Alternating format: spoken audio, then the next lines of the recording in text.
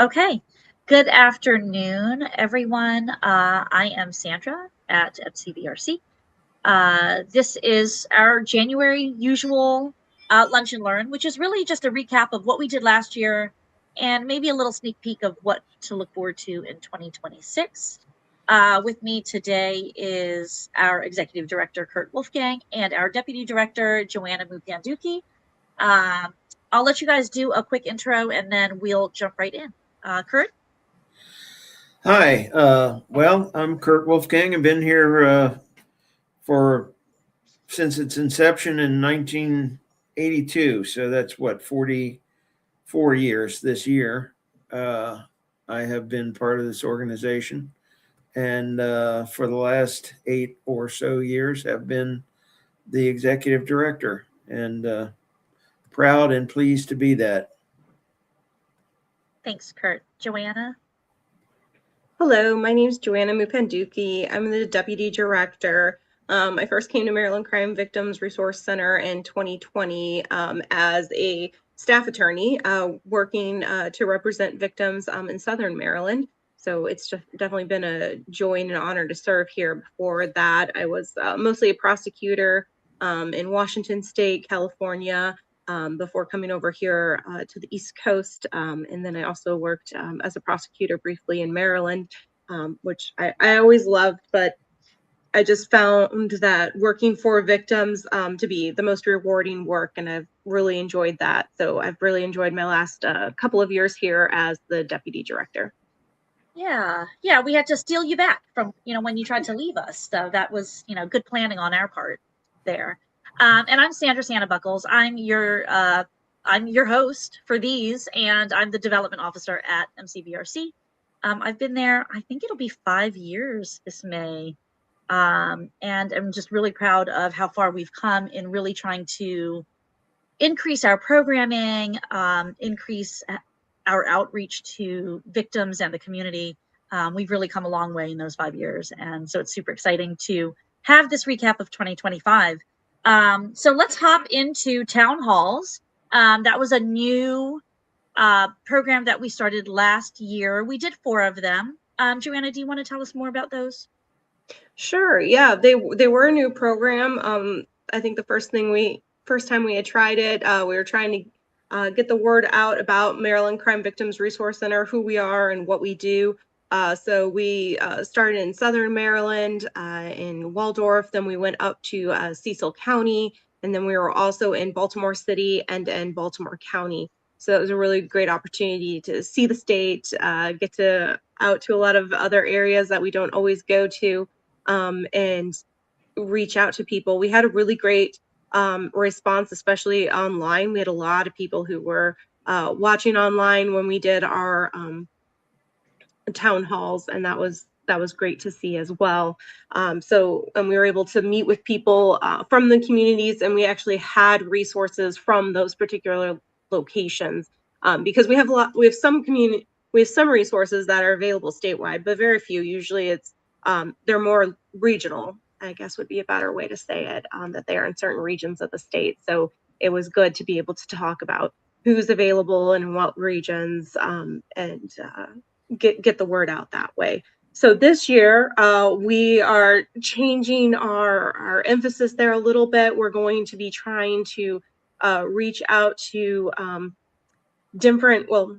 I think because the point here is we're going to different areas, to places that people have not heard about us as much. So we're going to focus on a couple of different areas in this coming year. So we're going to be looking at a couple of campuses to try to get the word out there. And last year we did a Spanish speaking one as well. Yes. We did. Yeah, I was thinking like it was in the fall instead of with our summer town halls, but it was September, which is practically. It's like the end of the year. Right. No, it was great. We were able to do it entirely in Spanish. So you probably forgot about it because a lot of us that don't speak Spanish, we were pretty useless. I mean, we kind of were like, I guess they're talking about something good. I don't, but it was important to be able to provide services that have, for people that have the language barrier. in understanding their rights. I mean, so many people don't understand their rights already, and just add in a language barrier just makes it so much more complicated. So that one was virtual and just online because we wanted to make sure that, you know, everyone was in the appropriate places. So yes, and so 2026 we're looking into colleges and I think a church, maybe, and just trying to increase awareness of victims' rights that they exist, and that Exactly. victims don't have to walk on this journey alone, which I think is, you know, really surprising. And so many of our resources are so excited to join us, which is always great for them to share. So, Yeah.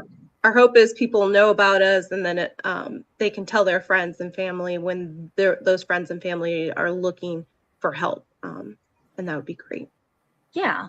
So we are looking at setting those into our calendars. If any of you at home have higher educational institutions, colleges, community college, things like that, we love those connections. And if there's an organization that you would like for us to present at, we would love to connect with you as well. So it doesn't have to just be the ones that we're planning, right? Yes. Okay, so we'll get into our mental health program with Kurt. Kurt, do you want to tell our followers about our mental health programs that we have? Sure. One of the things that we discovered a couple of years ago, you know, there are programs here and there for crime victims in specific categories, but there was really no means for many crime victims to get any sort of counseling or mental health resources with at all for most of the categories of crime victims. So you might have found things for sexual assault victims, for example, but nothing for homicide, the victims, the survivors of homicide, for example. And so we were fortunate enough to set up a program that provides free mental health services and counseling services across the board, you know, from A to Z for crime victims. It's been amazingly successful, as you might expect, because they had no other resource. Many people had no other resource at all. And so we're very proud of this. The statistics so far this year are 480 people have been referred to the program, and about 225 people have already received services. So it's a tremendous need within the community that we are very proud and pleased to serve. Yeah, and I think that one of the issues was that people were either uninsured or underinsured.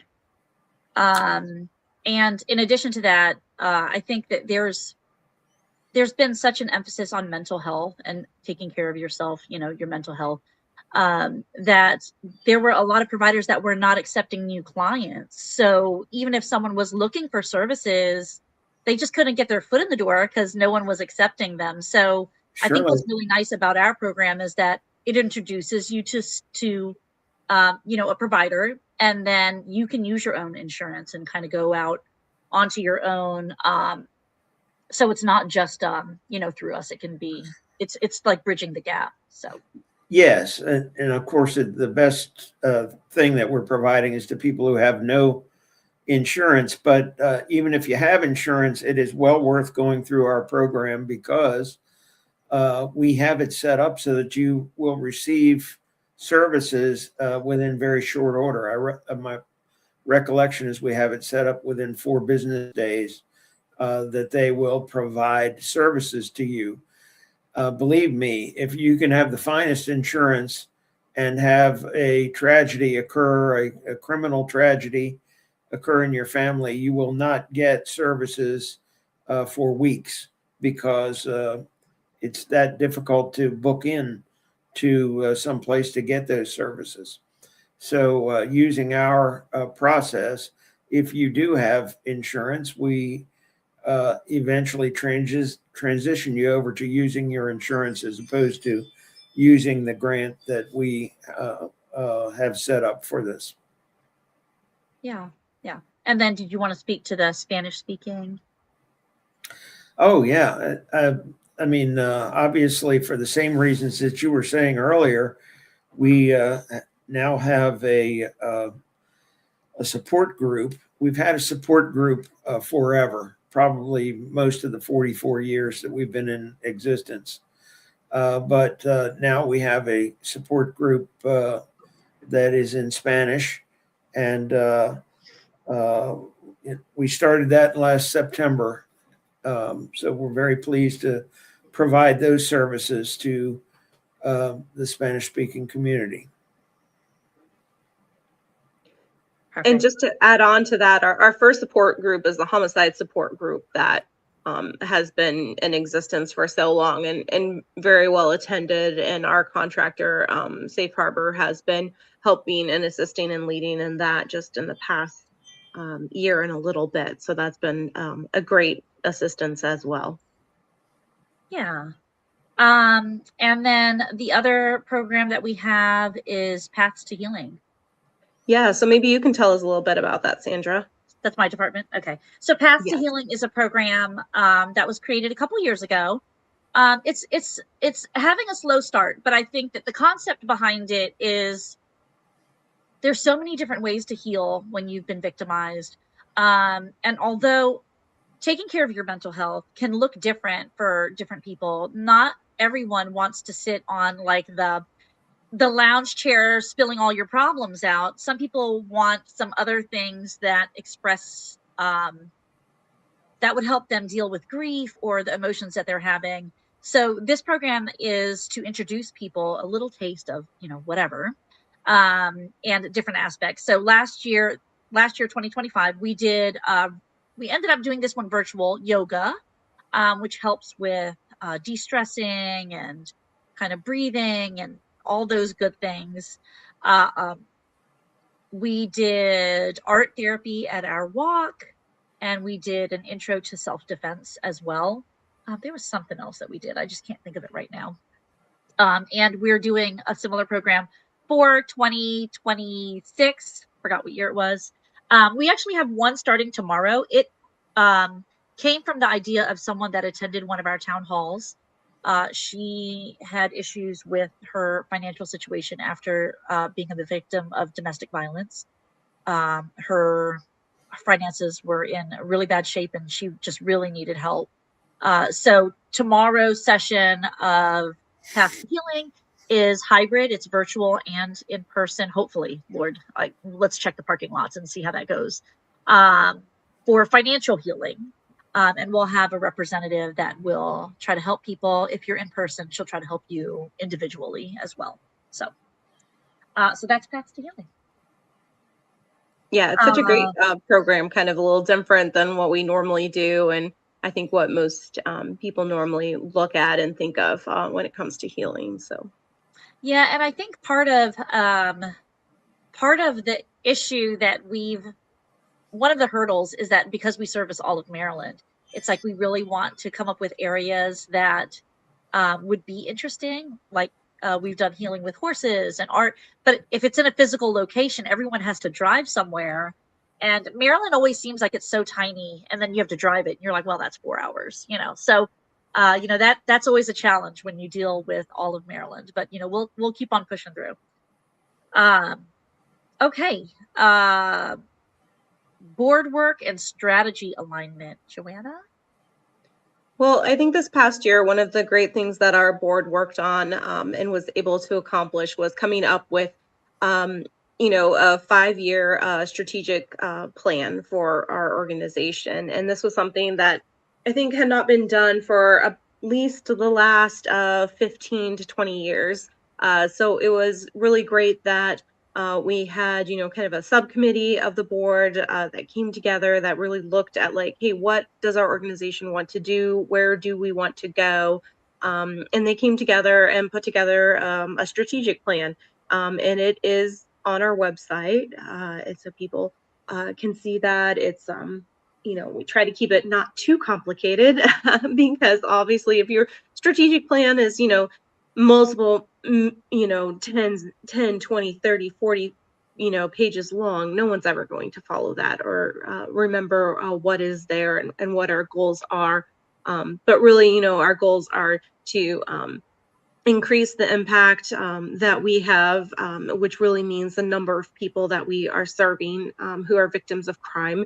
And because I think that keeps coming back to what is the fraction of victims that we are serving here at MCVRC? Although we have, over 1,300 new cases that came in last year, and that's a really good number for us, and we're very happy with that. It's such a small number for the amount of crimes that happen in Maryland. And so we really want to reach out and to let more people know about us because so few people know anything about us and they happen to hear about us. So we have continued to work. We've put out a lot of efforts. We have a very, very small advertising budget. So you may have seen that there are some, what would it be, like tail signs on the back of metro buses? Yeah. Yeah. About Maryland Crime Victims Resource Center.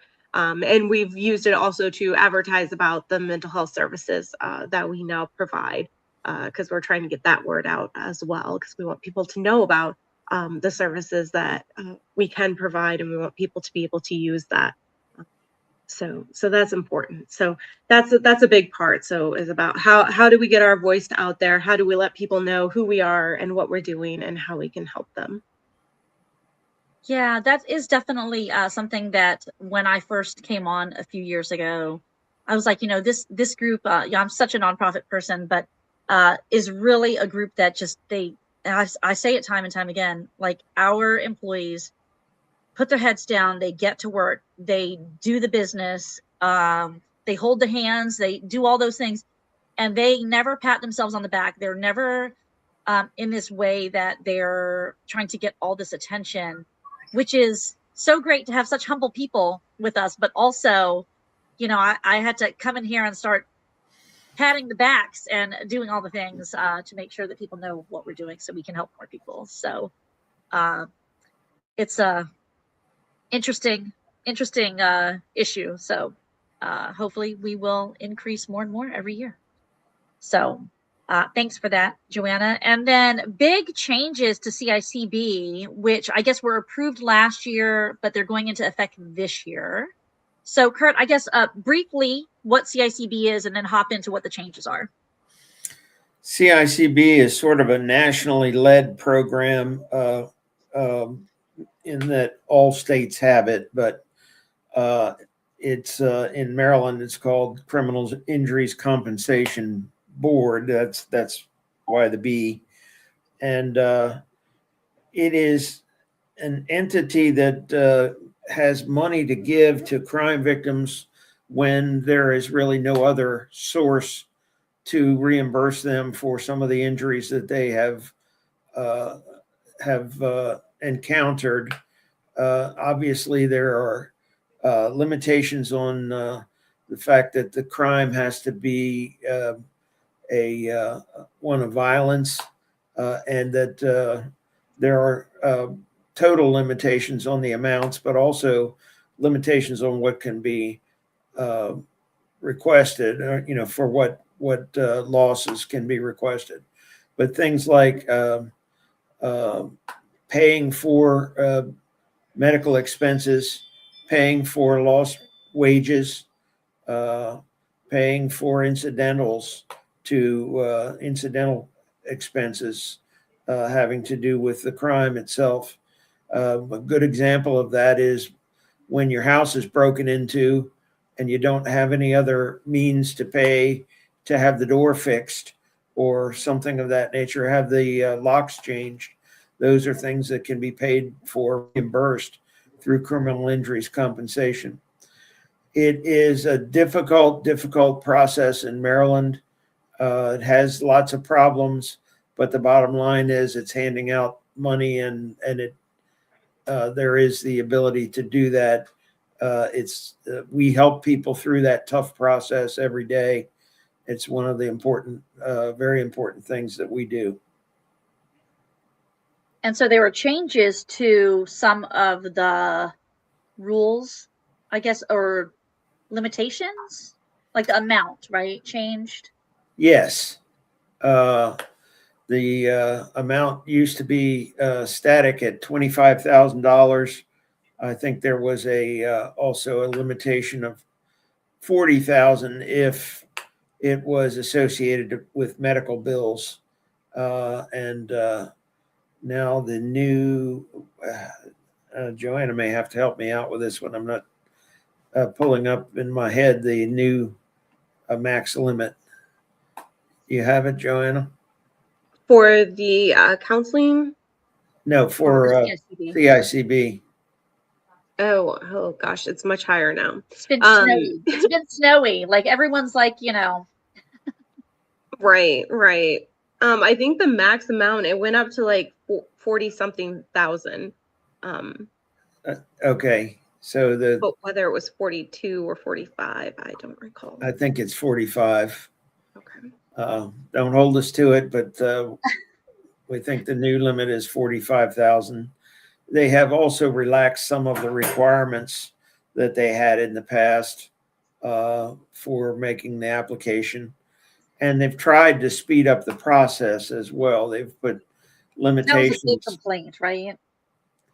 Like how long it took. Oh yeah, it was a huge complaint, and it, it's going to take them some time to improve their processes to get there.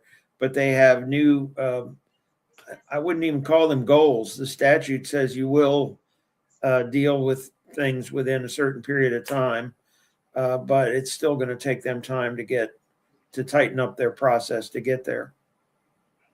Well, it's nice to know that they're working on that so that, victims that really need that financial assistance at that point after going through a traumatic event, they're prioritizing some of the things that they're doing to make sure that they're not being re-victimized by, I don't know, bureaucratic red tape on documentation or whatever it is.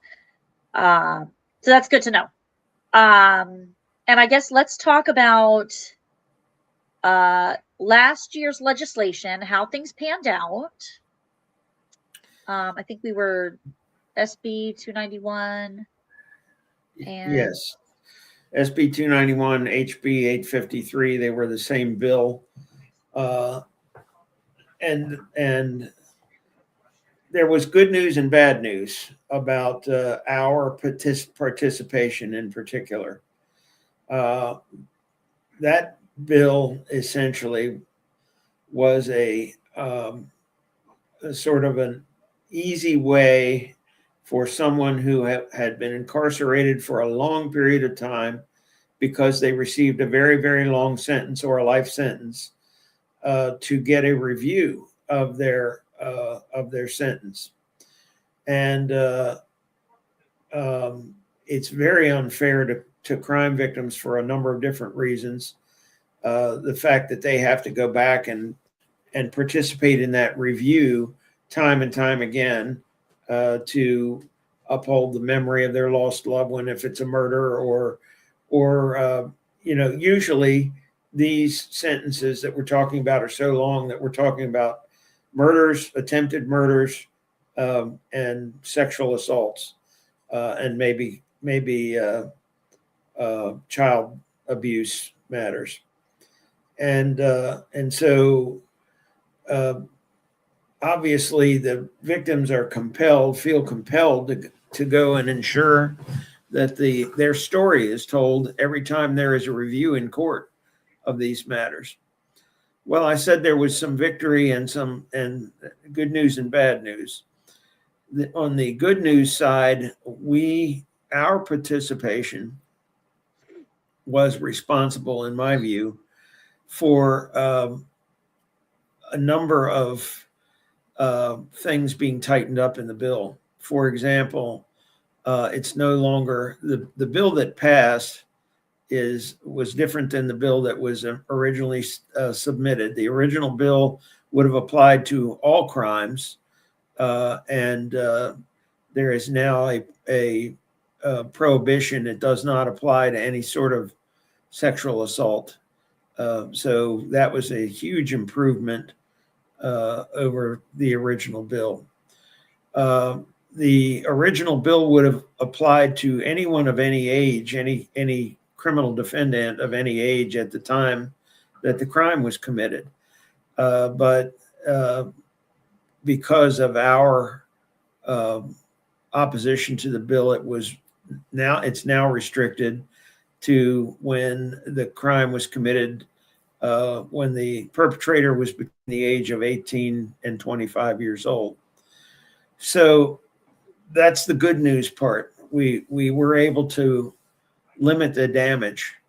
Having said that, the bad news is that in my view, having been with this organization for 44 years, this is the worst single piece of legislation for crime victims in that 44-year period.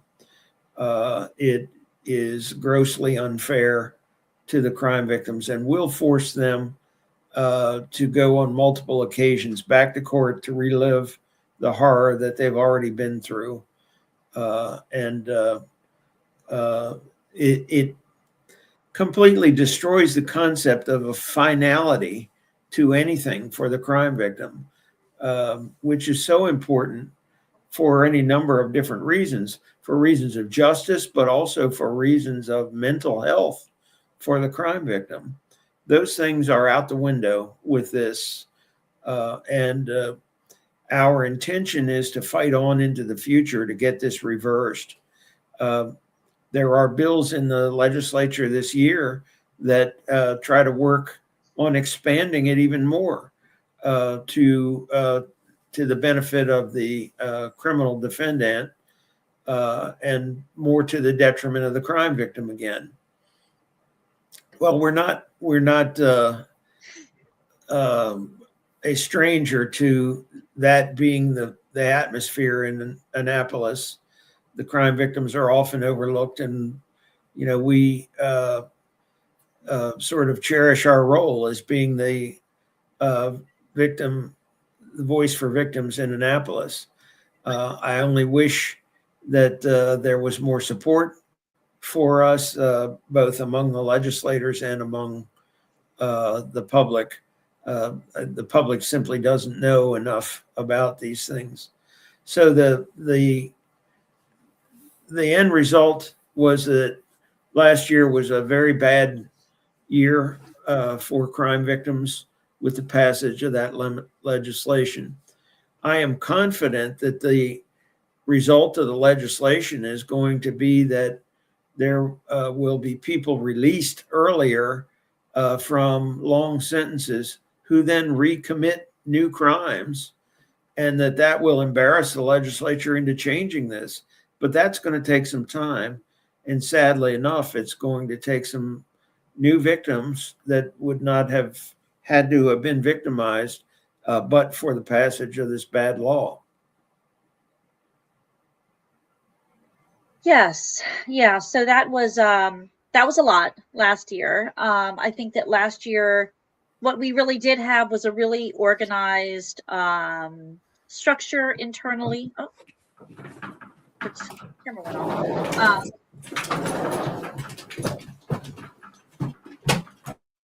Okay.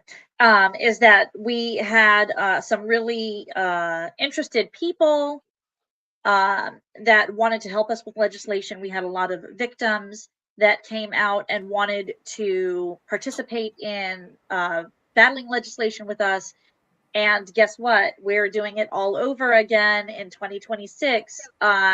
What's really hard about the legislative session is that it comes out really, really quickly, and you have to move really, really fast to make sure that you are able to use your voice, people at home, for the things that are important to you. And it, sometimes it's writing up something really quick, signing up, sending an email really quick, contacting your senator, possibly getting off work to speak in Annapolis. I mean, there's so many different moving pieces for legislation. And we're currently prepping for that now, right? Sure. And there's nothing, what we have found over the years, we as experts in the field of crime victims law and crime victims rights are able to provide the technical aspects to testimony for the legislators. But that's not our important secret weapon. Our important secret weapon is getting the people who have experienced these horrors to go down to Annapolis face to face with the legislators and impress upon them the importance of taking into account the perspective of the crime victim. It's an amazing process, an amazing experience to see that when it works, and when we have victims go down and eloquently tell their stories. That's what is needed always to change the hearts of legislators, and we appreciate that from all the crime victims who sort of drop everything and run to Annapolis when we ask them to. It does definitely seem like dropping everything. So I want to put out to everyone that is watching at home that our next Lunch and Learn is in February. It will be specifically on bills that we have put together, accumulated, and are fighting against. So for those of you at home that want to get involved, make sure that you've signed up to our newsletter, that you join our mailing list. Because once we get moving, you know, it's like a freight train. Like, it's not going to slow down. It just kind of gets faster and faster. And you know, we could use all the support that we can get, but we'll dive deeper into that in February. Was there anything that you wanted to add to that, Kurt or Joanna? No, please join us if you can. And, you know, it's the most important ingredient to success in Annapolis. Yeah. And there's different ways to participate, right? Like, they can come in person. Surely they can write testimony. They can give testimony by Zoom these days, and they can show up. But I can tell you that the most effective thing is showing up and being face to face with the legislators. And I think we also send out emails that say, like, your legislator in your area is this person, like those types of very specific, county specific. So it's not just the people that are in, you know, Annapolis or Prince George's County or Baltimore. Like, it's all over. Like, you know, these you know, laws affect everyone. So That it is. Joanna, you were going to say something? Yes, I was just going to say that, yeah, there's a lot of different ways to participate, whether, you know, submitting written testimony, doing testimony virtually, especially days like today, but also doing speaking before the legislature, but sometimes even just going and being present in the room is very impactful. We do always try to encourage people to wear purple in memory of Stephanie, and we do try to also, we have, how would you describe them? Little pins that are Pins. Yeah, the little lapel pins that we give out to everyone to wear, so that you can see that you're standing with us for a bill or against a bill.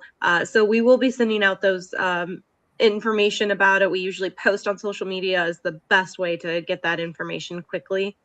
So follow us on social media, whether it's Facebook, Instagram, or any, I think we're on pretty much LinkedIn. Most of the social medias. So please find one that works for you and follow us there to get that information, because oftentimes we don't have a lot of heads up.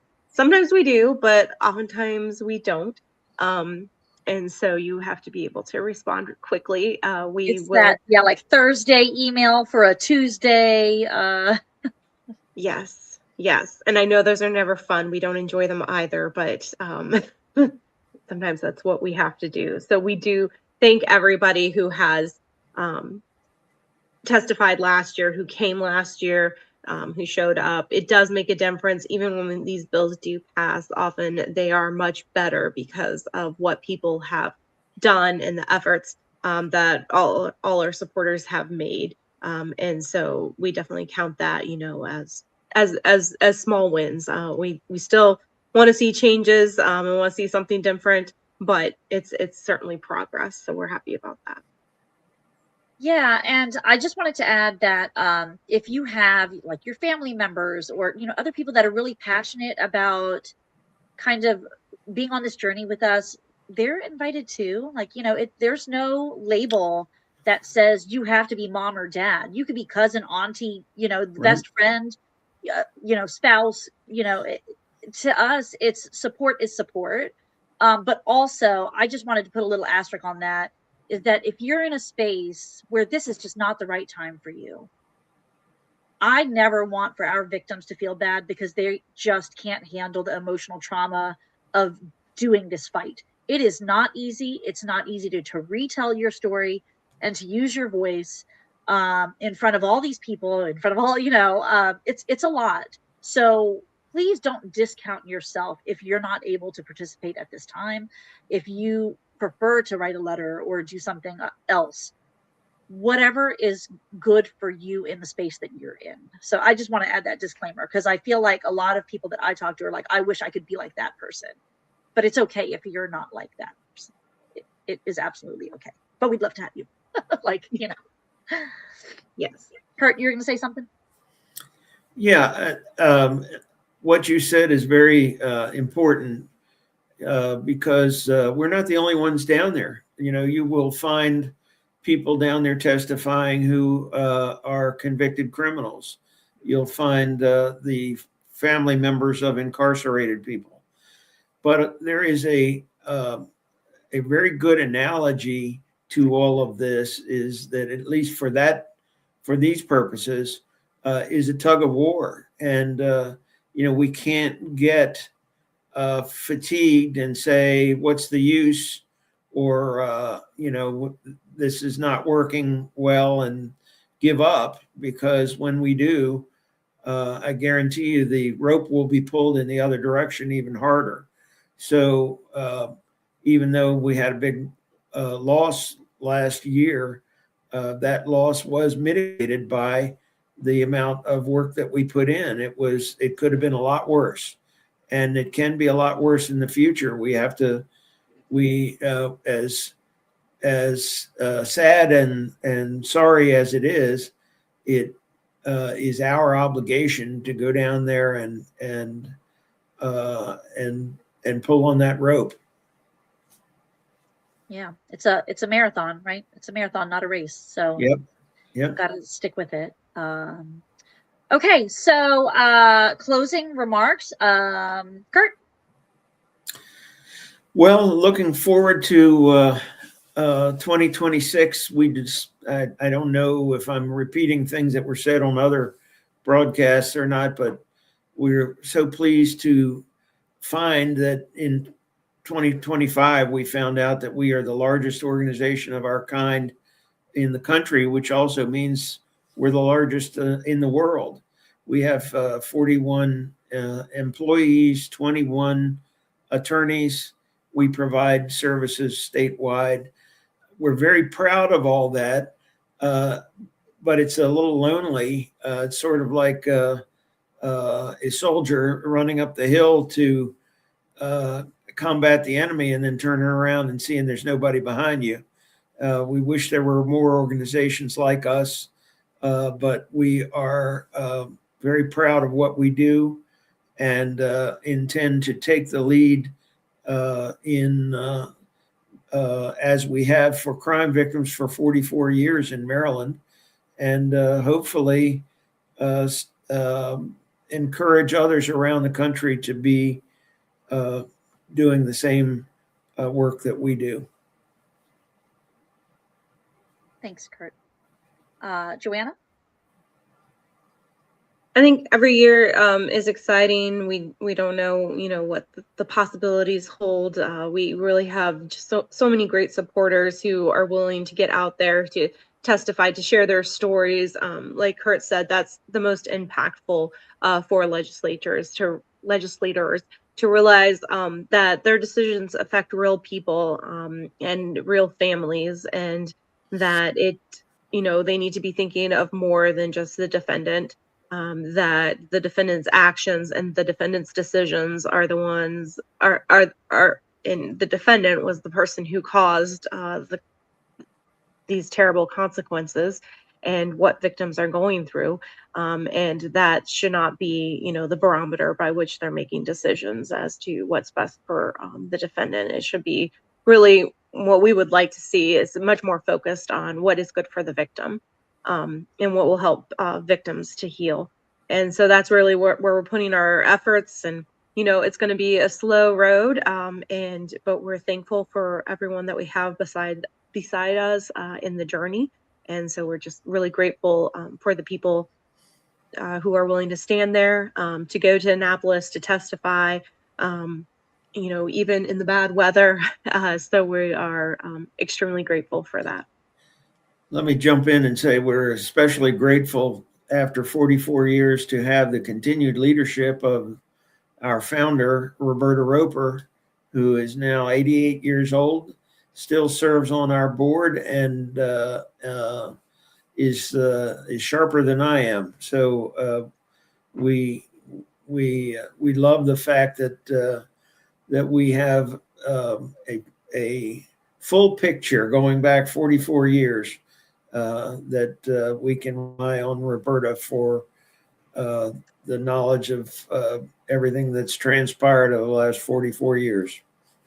Yeah, I tell you, Roberta is sharp as attack. You really can't put it past her. You ask her something that happened in 1990 and she'll give you all kinds of information, and I can barely remember that, So thank you all for joining us today. In closing, I definitely wanted to say I'm so extremely happy with all that we've done in 2025. We've really come together as an organization. We've really refocused on our clients, our survivors. Our eye is on the prize. I think that we're the best that we've ever been. And I can't wait to see what 2026 has in store for us. Hopefully, all the wonderful things. But stay tuned for those of you that want to join with the legislative priorities, with the other things that we're doing, with Paths to Healing, with any of our mental health, the town halls, just social media, join our newsletter. Feel free to drop any comments. We have someone that's, that checks our social media and responds. You can email our general email, which is mcvrc@mdcrimevictims.org. On our website, mdcrimevictims.org, there's an intake form. Everything that we do is free. Most of our events are free. We only have one major fundraiser. Everything else is free for our victims and for our survivors. Reach out, let us know. And if you have ideas, we would love to have those as well. That's all for me. For February, we're going to focus on those legislative priorities. We're going to talk about specific bills, specific things. We'll try to throw some dates out there, but no promises. Just, get your running shoes on, because we're ready to make that impact, and we hope that you guys will join us in our fights. So that is all. You guys get 14 minutes left. 14 minutes you have free to go play in the ice.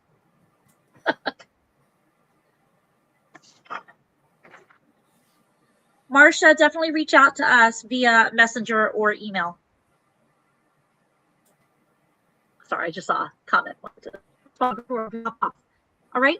Thanks, Kurt and Joanna. Okay. Thank you.